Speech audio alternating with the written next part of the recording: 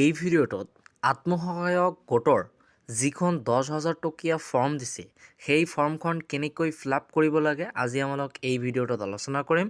তোমালোক বেছি দেৰি নকৰি ভিডিঅ'টো আৰম্ভ কৰি আছোঁ। প্ৰথমতে মই তোমালোকক কৈ আছোঁ সৰ্বপ্ৰথম ভিডিঅ'টো প্ৰথমতে এবাৰ চাই ল'বা ফৰ্ম ফিলআপ কৰাৰ আগত, তাৰ পিছত দেখি ফৰ্মখন ফিলআপ কৰিবা, কাৰণ ভুল হ'লে টকাটো আৰু নাপাবা। ঠিক আছে, ফাৰ্ষ্ট তোমাক এই কি কৰিব লাগিব, পাছপোৰ্ট সাইজৰ একপি ফটো দিব লাগিব ইয়াত, আৰু ফটোৰ বেকগ্ৰাউণ্ডটো হোৱাইট হ'ব লাগিব। ঠিক আছে, এক নম্বৰ কি কৈছে, আত্মসহায়ক গোটৰ সদস্যৰ নাম, name of the SHG member, অৰ্থাৎ যাৰ ফৰ্ম তাৰ নামটো ইয়াত লিখিব লাগিব। আৰু এটা কথা দেই, কেপিটেল লেটাৰত লিখিব লাগিব। ঠিক আছে, ডাঙৰ হাতৰ দি লিখিব লাগিব। 2 নম্বৰ কি কৈছে, আত্মসহায়ক গোটৰ নাম, তোমাৰ যিখন বহি আছে আত্মসহায়ক গোট সেই গোটটোৰ নাম লিখিব লাগিব। 3 নম্বৰ কি কৈছে, আত্মসহায়ক গোটৰ MIS কোড। ঠিক আছে, MIS কোড এইটো তোমাৰ গ্ৰাম্য সখীৰ পৰা জানি ল'বা। আৰু মোবাইল নম্বৰটো কোনটো দিবা, তোমাৰ আধাৰ কাৰ্ডৰ লগত যিটো লিংক হৈ আছে সেইটোৰ মোবাইল নম্বৰ দিবা। তাৰপিছত 5 নম্বৰ কি কৈছে, জাতি বা কাষ্ট, সাধাৰণ মানে জেনাৰেল, অন্যান্য পিছপৰা শ্ৰেণী যিবোৰ OBC আছে সেইবোৰ হয়, অনুসূচিত জনজাতি ST, অনুসূচিত জাতি SC। 6 নম্বৰ কি হ'ব, আবেদনকাৰী মৰাণ বা মটক জনগোষ্ঠীৰ অন্তৰ্ভুক্ত হয় নেকি, বেছিভাগেৰে এইটো নহয়, গতিকে ন' দিবা, ন' টিক মাৰ্ক দিবা। ঠিক আছে, টিক মাৰ্কটো এনেকৈ দিবা যাতে এই বক্সটোৰ বাহিৰত আৰু নাযায়। আবেদনকাৰী চাহ জনজাতিৰ অন্তৰ্ভুক্ত নেকি, এইটোও নহয়। ঠিক আছে, তাৰপিছত কি কৈছে, ছেভিং বেংক একাউণ্ট নম্বৰ, তোমাৰ যিখন একাউণ্ট আছে সেই একাউণ্ট নম্বৰটো ইয়াত দিবা। তাৰপিছত বেংকৰ নাম, তোমাৰ একাউণ্ট নম্বৰ যে আছে সেই একাউণ্টটো কোন বেংকৰ হয় সেই বেংকৰ দিবা। এতিয়া ধৰি লোৱা কাৰো ইকো বেংকৰ আছে তেন্তে ইকো বেংকৰ দিবা, যদি কাৰোবাৰ ষ্টেট বেংকৰ আছে তাৰ ষ্টেট বেংকৰ দিবা। তাৰপিছত কি হ'ব, ব্ৰাঞ্চ নেম, শাখাৰ নাম। ঠিক আছে, কোনটো ব্ৰাঞ্চৰ হয় সেইটো তোমাৰ একাউণ্টৰ ওপৰত দেখিবা লিখা থাকে। ঠিক আছে, কোনটো ব্ৰাঞ্চ হয়। তাৰপিছত কি কৈছে, IFS কোড, তোমালোকে সকলোৱে জানা যে একাউণ্টৰ IFS কোড আছে, বহীত দেখিবা তাত লিখা আছে। তাৰপিছত গাঁও, ভিলেজ, তোমালোকৰ ভিলেজটো লিখিব লাগিব। তাৰপিছত কি আছে, গাঁও পঞ্চায়ত, ইয়াত তোমালোকৰ গাঁও পঞ্চায়তৰ নাম দিবা। তাৰপিছত উন্নয়ন খণ্ডৰ নাম অৰ্থাৎ ব্লক নেম। তাৰপিছত জিলাৰ নাম দিব লাগিব ইয়াত। তাৰপিছত কি কৰিব লাগিব, বিধানসভা সমষ্টিৰ শেহতীয়া সমষ্টি পুনৰুদ্ধানৰ আয়োগৰ প্ৰতিবেদন অনুসৰি তোমাৰ সমষ্টিৰ নাম লিখিবা। ঠিক আছে, অৰ্থাৎ LAC নেম। তাৰপিছত খ নম্বৰটো কি কৈছে, ফটোযুক্ত ভোটাৰ পৰিচয় পত্ৰ নং, ভোটাৰ কাৰ্ডত এটা নম্বৰ দেখিবা GJP বুলি এটা নম্বৰ আছে, সেইটো দেখিবা তোমালোকে, তেনেকুৱা এটা নম্বৰ আছে ভোটাৰ কাৰ্ডত লিখা আছে, সেই দেখি তাত লিখি দিবা। ভোট গ্ৰহণ কেন্দ্ৰৰ নাম, অৰ্থাৎ তোমালোকে ভোট ক'ত গৈ দিয়া। ঠিক আছে, ভোট যাত গৈ দিয়া সেই কেন্দ্ৰটোৰ নাম দিবা। ঠিক আছে, MP ভোট আৰু MLA ভোট যি ঠাইখনত দিয়া বা স্কুলখনত দিয়া সেইটো কেন্দ্ৰৰ নাম। ভোট গ্ৰহণ কেন্দ্ৰ নং, যাত ভোট দিয়া তাত এটা কেন্দ্ৰৰ নং আছে, সেই কেন্দ্ৰৰ নংটো দিব লাগিব। তাৰপিছত কি কৈছে, 17 নম্বৰ, সন্তানৰ সংখ্যা, তোমাৰ কেইটা সন্তান আছে সেই সন্তানৰ সংখ্যাটো দিব লাগিব।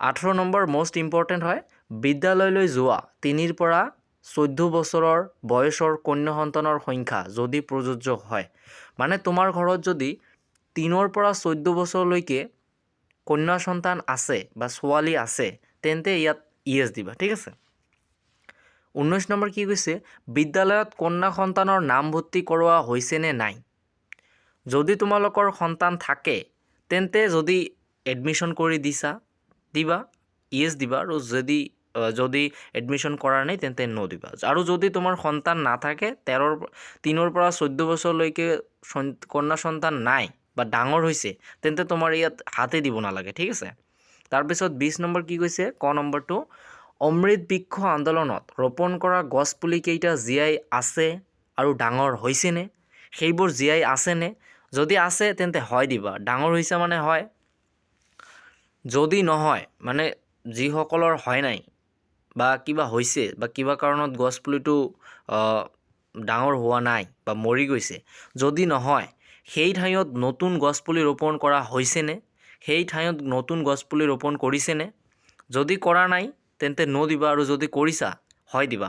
আৰু যদি তোমাৰ ক নম্বৰটোৱে আছে, খ নম্বৰটো বোলাব নালাগে। আৰু তাৰপিছত কি কৈছে, 2021 চনৰ আগতে লোৱা মাইক্ৰ' ফাইনেন্সৰ ঋণৰ বাহিৰে আত্মসহায়ক গোট, গ্ৰাম্য সংগঠন, মণ্ডল পৰ্যায়ৰ সংগঠক, বেংক বা আন কোনো বিত্তীয় প্ৰতিষ্ঠানৰ পৰা লোৱা যিকোনো ঋণ পৰিশোধ কৰা হোৱা নাই নেকি? মানে যিবোৰ বন্ধন বেংকৰ পৰা বন্ধন লৈছা আৰু যিকোনো তোমালোকৰ মাইক্ৰ' ফাইনেন্স লৈছা, তাৰ যদি ঋণটো এতিয়াও আছে, হোৱা নাই নেকি? যদি আছে হয় দিবা, আৰু যদি হৈছে, শেষ হৈছে, সেইটো হয় দিবা, আৰু নহয় নহয়। ঠিক আছে। তাৰপিছত এইটো মষ্ট ইম্পৰ্টেণ্ট হয় তোমালোকৰ পুঁজিৰ দ্বাৰা গ্ৰহণ কৰিবলগীয়া অৰ্থনৈতিক কাৰ্যকলাপ, গ শাখা চাওক। তোমালোকৰ একেবাৰে লাষ্টৰ পৃষ্ঠাত দেখা কি আছে, তাত কেইটামান বিজনেছৰ নাম দিয়া আছে। অৰ্থাৎ তোমাক যে 10,000 টকা দিবা, সেই 10,000 টকা লৈ আপোনালোকে কি কৰিব, সেই কি কৰিব মানে কোনটো ব্যৱসায় কৰিব, সেই ব্যৱসায়টোৰ নাম ইয়াত লিখিব লাগিব। ঠিক আছে। তাৰপিছত ইয়াত কি কৈছে, ঘোষণা। ক নম্বৰ, মই শ্ৰীমতী মানে ইয়াত যাৰ ফৰ্মখন তাৰ নাম লিখিব লাগিব। মই শ্ৰীমতী অমুক, স্বামী বা পিতৃ, যাৰ স্বামী আছে স্বামীৰ নাম দিবা, যাৰ এতিয়াও বিয়া হোৱা নাই তেওঁৰ পিতৃ দিলে হৈ গ'ল। ইয়াৰ দ্বাৰা ঘোষণা কৰিছোঁ যে ওপৰত প্ৰদান কৰা তথ্যসমূহ মোৰ জ্ঞান আৰু বিশ্বাস অনুসৰি। খ নম্বৰ কি কৈছে, মই ঘোষণা কৰিছোঁ যে চৰকাৰৰ পৰা লাভ কৰা পুঁজি মই দাখিল কৰা ব্যৱসায়িক পৰিকল্পনা অনুসৰি ব্যৱহাৰ কৰিম। মই ঘোষণা কৰিছোঁ যে ওপৰৰ যিকোনো তথ্য ভুল প্ৰমাণিত হ'লে চৰকাৰৰ পৰা লাভ কৰা পুঁজি ঘূৰাই দিয়াৰ বাবে মই দায়বদ্ধ হৈ থাকিম। এই কথাটো তোমালোকে মনত ৰাখিবা। যদি ফৰ্মত কোনোবা তোমালোকে ভুল ইনফৰমেশ্যন দিয়া, এতিয়া ধৰি লোৱা যাৰ 4টা সন্তান আছে, যাৰ 3টা আছে তেওঁলোকে কিন্তু পাব, 4টা থাকিলে নোৱাৰিবা।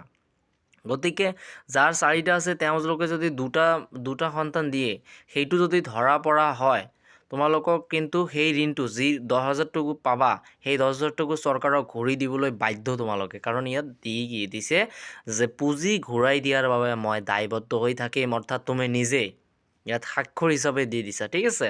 তাৰিখ দিবা, স্থান দিবা, তোমালোকে য'ত থাকা সেইটো দিবা, আবেদনকাৰীৰ স্বাক্ষৰ, ছিগনেচাৰ অফ দ্য এপ্লিকেবল। ঠিক আছে। এই কাৰণে ইয়াত স্বাক্ষৰ দিছে। তাৰপিছত কি কৈছে, ইয়াৰ দ্বাৰা মই শ্ৰীমতী, আকৌ লিখিব লাগিব তোমাৰ নাম, পিতা বা স্বামী, বয়স, বছৰ, আত্মসহায়ক গোটৰ এগৰাকী সদস্য আৰু মোৰ MIS কোড। ইয়াৰ যাৰ কন্যা সন্তান আছে বা 3 বছৰৰ পৰা 14 বছৰলৈকে যাৰ কন্যা সন্তান আছে, তেওঁলোকে এই সংকল্প 1-2 ফিল আপ কৰিব লাগে। যদি তোমাৰ কন্যা সন্তান নাই বা ডাঙৰ হৈছে, তেন্তে তোমাৰ কৰিব নালাগে। ঠিক আছে। 1 নম্বৰ কি কৈছে, মই এগৰাকী কন্যা সন্তানৰ মাতৃ, সেয়ে মই কন্যা সন্তানৰ শিক্ষাৰ প্ৰয়োজনীয়তা সম্পৰ্কে অৱগত। মোৰ কন্যাৰ ইতিমধ্যে অংগনবাড়ী কেন্দ্ৰ বিদ্যালয়ত নামভৰ্তি হৈছে আৰু তাইৰ শিক্ষাৰ প্ৰতি মই যত্ন ল'ম। ঠিক আছে। এনেকৈ তোমালোকক ক'বলৈ কৈছে।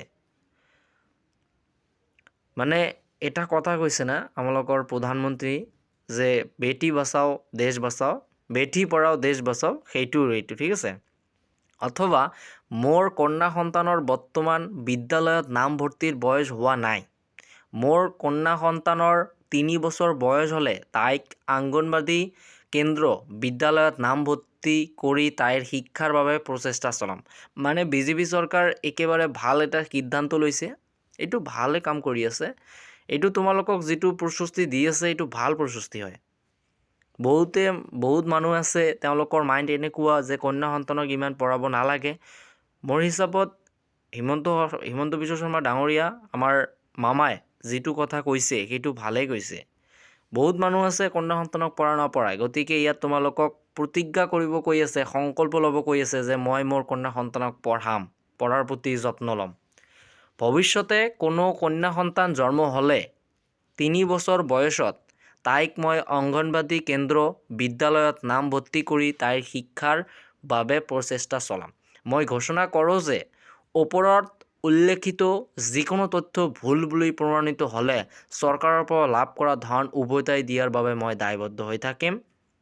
মই তোমালোকক কথাটো আকৌ এবাৰ কৈ আছোঁ, যদি কাৰোবাৰ এই ধনটো প্ৰাপ্য নহয়, তেওঁ যদি জবৰদস্তি দি দিয়া, তেওঁৰ কাৰণে কিন্তু কেছ হৈ যাব, ঠিক আছে। সেইকাৰণে অলপমান সাৱধান, কাৰণ বাৰে বাৰে ইয়াত কৈ আছে যে মই দায়বদ্ধ হৈ থাকিম। সেইকাৰণে তোমালোকে যদি পাবলৈ প্ৰাপ্য নহয়, সেইটোৰ আশা বাদ দিয়া, ঠিক আছে।